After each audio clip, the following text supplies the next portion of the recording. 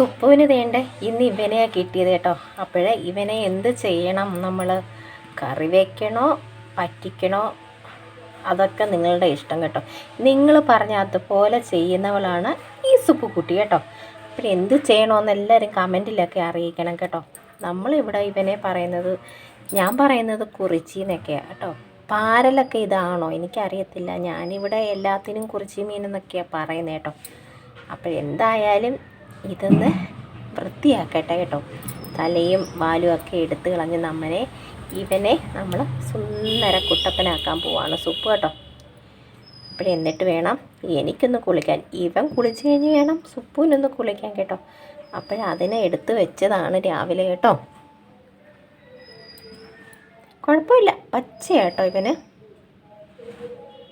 കണ്ടോ.